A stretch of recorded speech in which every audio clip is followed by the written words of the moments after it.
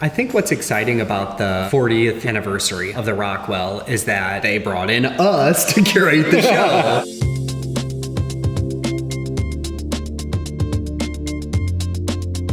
Hi, I'm Stephen Ladd. And I'm William Ladd. We're brothers, we're artists, and we also love to collaborate with institutions. That kind of brought us to the Rockwell. We came to the museum for the first time and we just had this beautiful feeling of all of these master works that were in this collection. We walked through the museum and started picking all of the different things that we were interested in to see what we were really being moved by. There was this really nice tension that this piece created. and it just sort of pulls you right into it. I think the reason he really liked it was because he's always felt this sense of guilt.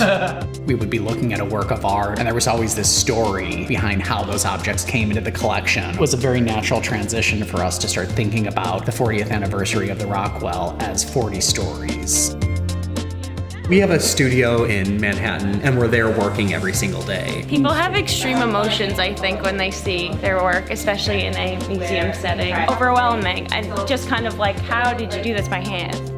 A lot of the work that we're making together are all related to these memories that Stephen and I share growing up in St. Louis, Missouri. We thought this is the perfect idea for this show. We were able to come in and look at this collection, take in these beautiful stories and curate them into a show, and then relate those works to our own experiences. Photography, animal, tribe, travel. These ideas of nature, the landscape, portraiture, cowboys and Indians, and we started thinking back to when we were kids and what does that mean for us. And so William started hand beating a beautiful forest of trees. We're gonna contain that inside of 9 hand-sewn, handmade boxes. And then there's gonna be these little miniature tents and these little miniature teepees. And it's really starting to be a play on this idea that there's Indians living in nature and living in this forest, and then you have these cowboys that are kind of moving in and taking over. Then you branch out from there and you see these other works that really relate to certain areas of the collection, all these different mediums in this one room.